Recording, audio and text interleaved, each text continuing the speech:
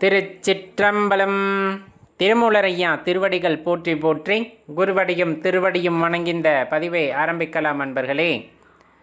ஆணவம், கண்மம், மாயை அப்படின்னு மும்மலங்களை பற்றி அறிந்திருக்கிறீர்கள். அப்படிங்கும்போது கண்டிப்பாக சிவபக்தியில் செல்வதற்கான வழியை நீங்கள் தேடுகிறீர்கள் அப்படிங்கிறத நம்ம பொருள் கொள்ளலாம். இப்போ இந்த ஆணவம், கண்மம், மாயின்னு சொல்லக்கூடிய மும்மலங்களையும் விட்டொழித்தவர்கள் கண்டிப்பாக இறைவனை சரணடைந்தவர்களாக இருப்பார்கள்.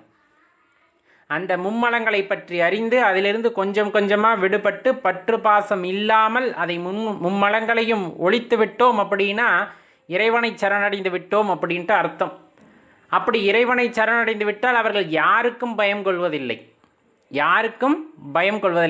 இன்னும் சொல்லப்போனால் எவனே வந்து நின்றாலும் எவனை பார்த்து சிரிக்கின்ற தன்மையை அவர்கள் பெற்றுவிடுவார்கள். அப்படின்னா அது நிதர்சனமான உண்மை.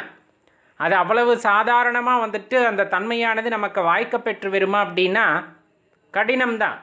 இப்போ மனசில் ஒரு விஷயத்தை நம்ம நினைக்கிறோம் அப்படின்னா இந்த நினைவுகள் இருக்கும்.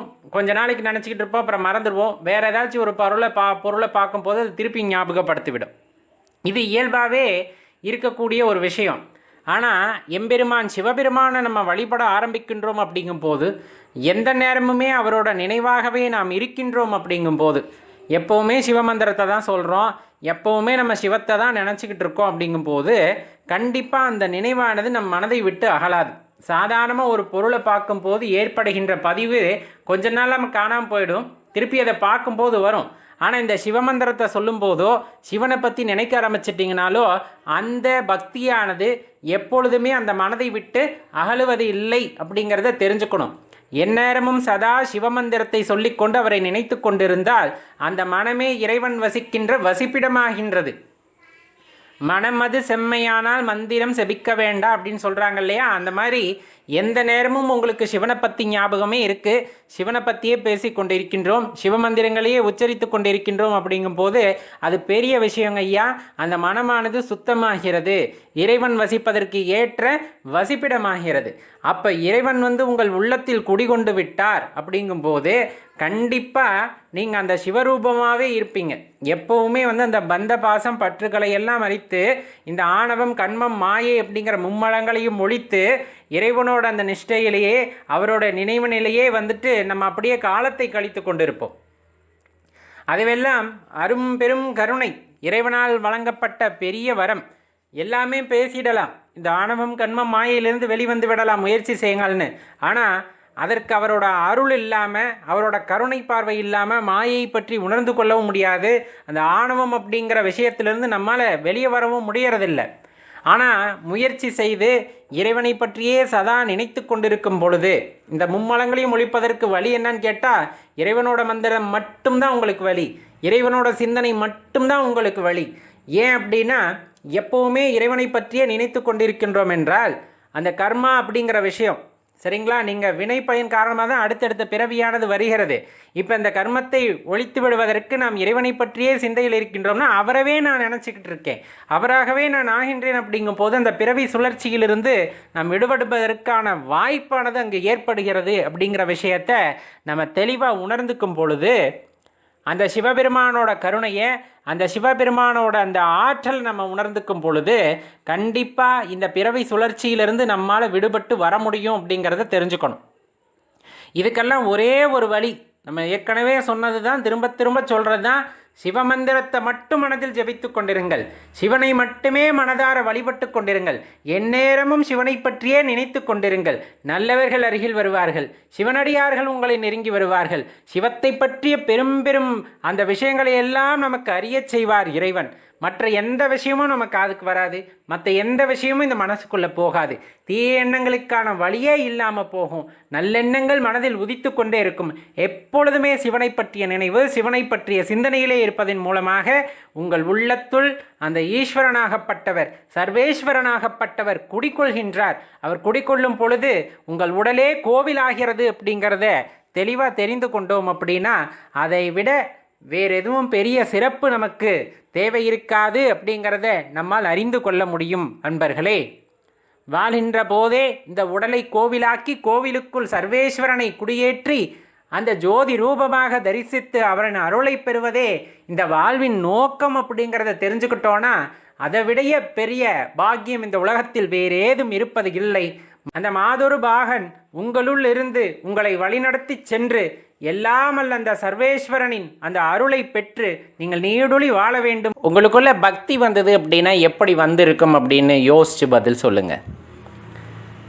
எப்படியோ ஏதோ ஒரு வயசில் உங்களுக்கு பக்தி ஏற்பட்டிருக்கும். எந்த கடவுளின் மீதாக வேண்டுமானாலும் இருக்கட்டும். உங்களுக்கு பக்தி எப்படி வந்தது அப்படின்னா எப்படி நம்ம சொல்ல முடியும் அப்படின்னா, யாராச்சும் சொல்லியிருப்பாங்க, ஏதாச்சும் ஆலயத்துக்கு போய் ஏதாவது ஒரு உணர்வுகளை நாம் உணர்ந்திருப்போம். ஏதாவது ஒரு மாற்றமானது ஏற்பட்ட பிறகு அந்த தெய்வத்தின் மீது ஒரு பிடிப்பு ஏற்பட்டிருக்கும். அப்படி ஒரு வகையில் உங்களுக்கு பக்தி உண்டாயிருக்கலாம்.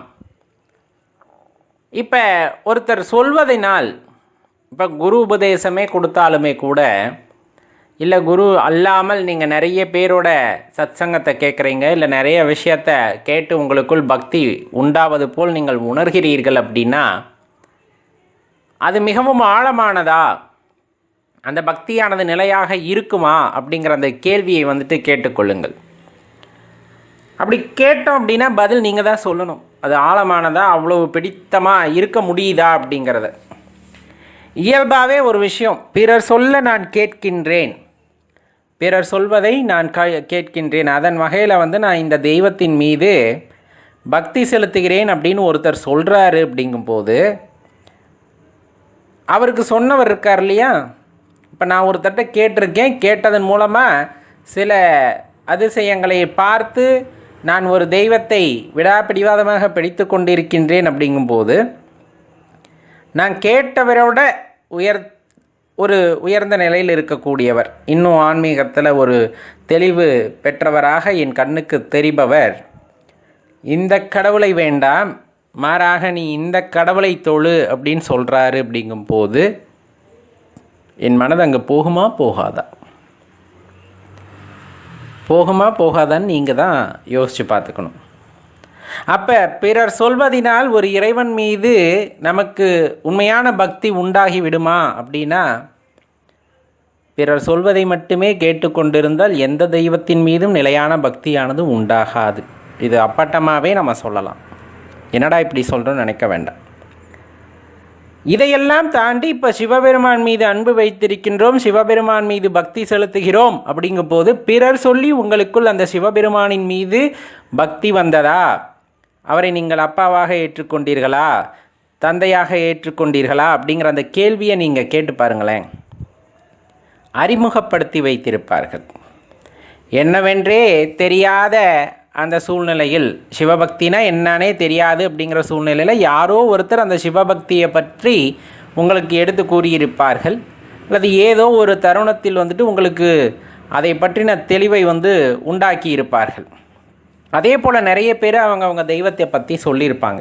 ஆனால் அதையும் மீறி நீங்கள் எப்படி இறைவனை சிக்கனை பிடித்தீங்க அப்படிங்கிறத கேள்வி கேட்டோன்னா, எப்பவும் ஒருவர் சொல்வதால் வருகின்ற பக்தியை விட உள்ளார்ந்த உணர்தலினால் வருகின்ற பக்தியே சால சிறந்தது.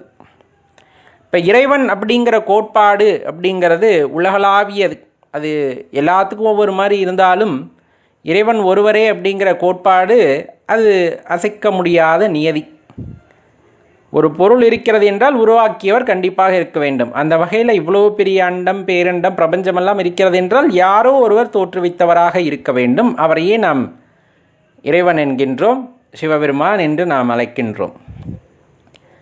இப்போ அவ்வளவு பெருமைகளை பற்றி யாராவது நமக்கு எடுத்து கூறுகிறார்கள் அப்படிங்கும்போது, பெருமான் இப்படிப்பட்டவர், அப்படிப்பட்டவர், இவ்வளவு ஆற்றல் வாய்ந்தவர், அவ்வளவு ஆற்றல் வாய்ந்தவர் அப்படின்னு சொல்லும் பொழுது கண்டிப்பாக ஒரு பக்தி நமக்குள் ஏற்படும்.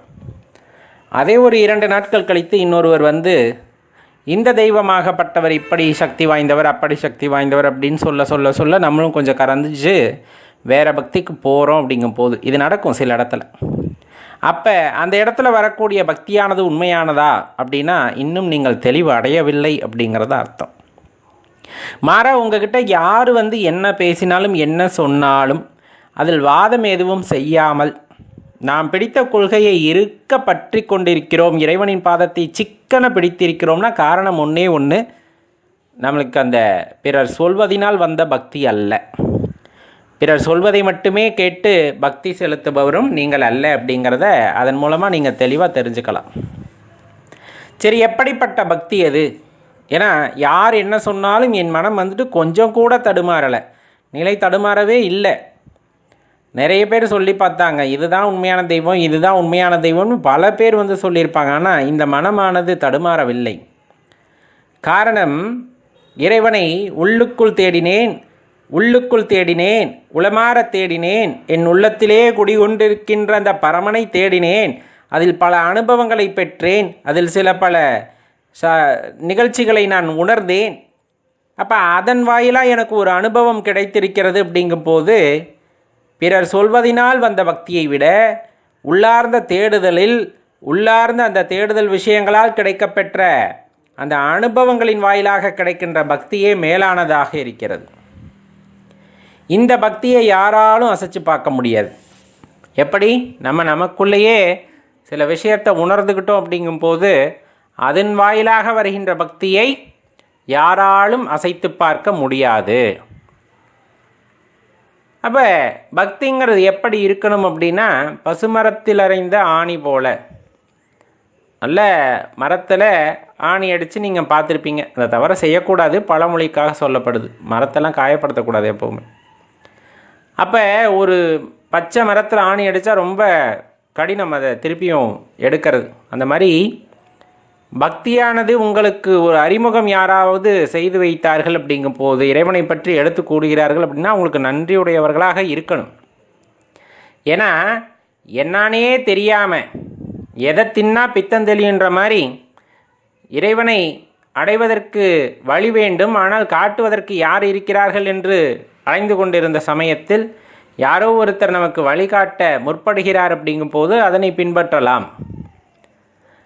மாறாக இந்த இடத்துல ஒரு விஷயத்தை நம்ம செய்யவும் கூடாது. என்னன்னு பார்த்தோன்னா, இப்போ பல்வேறு நபர்களின் பேச்சை கேட்டுக்கொண்டு ஒரு முடிவெடுக்க முடியாத நிலையில் இருக்கும் பொழுது இறைவனின் அந்த ஆற்றலை பற்றி உணர்ந்து கொள்ள முடியாது. அந்த நேரத்தில் என்ன பண்ணணும்? இறை கோட்பாடை பற்றி படிக்கிறோம் இல்லை கேட்கிறோம் அப்படிங்கும்போது அதை பற்றிய தெளிவு உண்டாக்குவதற்காக, அதை பற்றின விடையை கண்டுபிடிப்பதற்காக நம்மளே நாம் பல கேள்விகளை கேட்டு ஆத்ம விசாரணம் செய்து அதன் வாயிலாக கிடைக்கின்ற உண்மை பொருளை நாம் உணர்ந்து அறியும் பொழுது அந்த பக்தியானது நீடித்து நிலைத்திருக்கும் அப்படிங்கிறதுல எந்த சந்தேகமும் நமக்கு வேண்டாம். அதுதான் இந்த இடத்துல ரொம்ப முக்கியமான விஷயம். பக்திங்கிறது மிக உயர்ந்ததுங்க. அது பிறர் சொல்லி வருவது கிடையாது. நீங்களாக உணர்ந்தால் தான் அது ஆழமாக பிடிச்சிருப்பீங்க. நீங்கள் அப்படி சிக்கனை பிடிச்சிட்டிங்கன்னா யார் என்ன சொன்னாலும் கண்டுக்க மாட்டோம். நம்ம வாழ்க்கையில் என்ன நடந்தாலும் பெருசாக கண்டுக்க மாட்டோம். வாழ்க்கையோட ஓட்டத்திலேயே பயணிப்போம். வாழ்க்கை அப்படிங்கிறது ரொம்ப சிறப்பான விஷயமாக அமையும் இப்படிப்பட்டவர்களுக்கு, உண்மையான பக்தியை அடைந்தவர்களுக்கு. நீங்கள் அந்த நிலைமையில் இருக்கீங்களா இல்லையா அப்படிங்கிறத யோசிச்சு பாருங்கள். பிறர் சொன்னதை வைத்து மட்டும்தான் நான் வழிபடுகின்றேன், எனக்கு தேவையானதை இறைவனிடம் நான் கேட்கின்றேன் அப்படிங்கிறனா நீங்கள் செய்கிறது வழிபாடு இல்லை. நான் இதையும் எனக்காக கேட்டதில்லை, நான் இறைவனே போதும் என்று சரணடைந்திருக்கின்றேன், அவர் நாமத்தையே தொடர்ந்து கூறிக்கொண்டிருக்கின்றேன். பிறர் வந்துட்டு ஏதாவது ஒரு தெய்வத்தை பற்றி கூறினாலும் அந்த தெய்வமும் நான் வழிபடும் சிவாம்சமே அப்படின்ட்டு அதையும் சிவமாக பார்க்கின்ற ஒரு தன்மை நமக்கு வந்துவிடுகிறது. அப்படிங்கும்போது அந்த பக்தியானது மிகவும் சிறப்பானதாக இருக்கும். ஓம் நம சிவாய்.